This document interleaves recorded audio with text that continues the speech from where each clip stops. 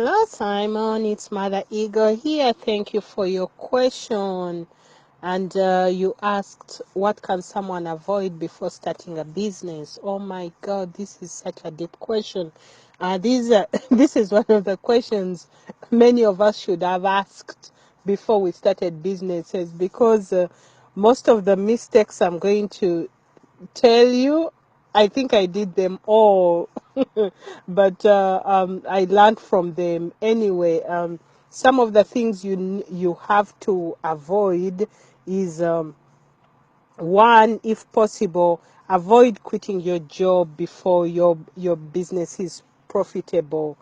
Um, Avoiding doing too much when you're starting a business, thinking that you can do everything, because there's not enough time, there's not enough resources. Getting rid of the mindset that once you build it, they'll come. That doesn't work. You have to build it strategically, knowing where your clients are, knowing how to get them from where you are to actually, from where they are to actually purchase your goods and services. Another thing is, preparing your family and friends regarding the new lifestyle, because starting a business is going to require a lot: strength, finances, resources, time. It will demand for all those things to make it really work.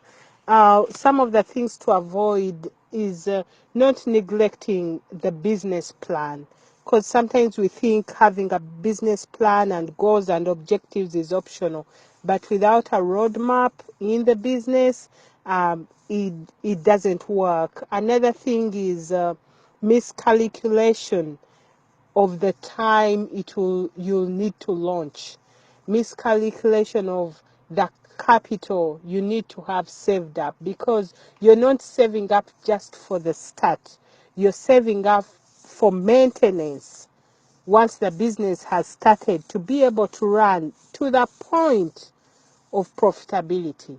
So there is a whole big time lag in there. Another thing to avoid is, avoid trying to work with friends or family members if possible. Yes, I know that we have so many good ones. I have a wonderful family, and but sometimes you go in emotionally instead of objectively, and that can cause too many problems. Another thing is to avoid counting your eggs before they hatch. Yes, you can estimate profitability, but until the profit is in your hand, it's not actually there. Another thing you need to avoid is starting without a business entity name. For example, a business entity, for example, do you want to be an LLC? Do you want to be a corporation? Because you need protection for your business. You don't want to be personally liable when things don't work out. Another thing to avoid is being a perfectionist.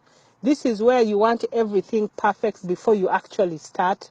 Nothing will be that perfect. So sometimes you'll have to start without all your ducks in a row, and that should be okay. And you start modifying as you go along. Another thing you need to avoid is skimming on marketing. Especially if you're a small business owner, sometimes we think we won't be marketing or advertising, or we give it the smallest budget. But marketing and advertising are the lifeline of the business, so they need to have a very big chunk. Have you ever wondered, for example, maybe Coca-Cola? Why does Coca-Cola keep advertising when many of us still love Coca-Cola? It's because it's front mind positioning. They keep their brand, or you can pick another brand, or Pepsi, whatever. They keep their brand in your face, in your mind, to the point that anytime you think of a cold drink, you're thinking Coca-Cola. You see, so that is called front mind positioning. Another thing is hiring the wrong people. Oh, yes, this happens a lot, and I think, I don't know, maybe it was someone in one of the ego members in this group or another group where they mentioned they were hiring maybe family members and the businesses are collapsing. You see, you hire someone based on real training, and sometimes you want to train them to the point that they can see your vision, so as they do the day-to-day activities, they can be able to forward your vision if you're not there. You see, but if you just hire someone casually and you don't train them properly, it really becomes a big problem. Another thing that you have to avoid is ignoring your weaknesses. You have to know there are some things you cannot do, there are some things you don't know how to do, and you have to be able to go out there and ask for help, or hire someone who knows how to do those things. Because sometimes we think we are Superman or Superwoman, and yet in reality, we have so many shortcomings that may be bad for business. For example, you can want to start a restaurant, but you love to cook. So you are the cook in there, but you don't know how to actually run a restaurant business, right? Because you need to bring clients who will actually eat the food. So you find that someone has this passion, but then they can't turn the passion into a business because the business side is lacking.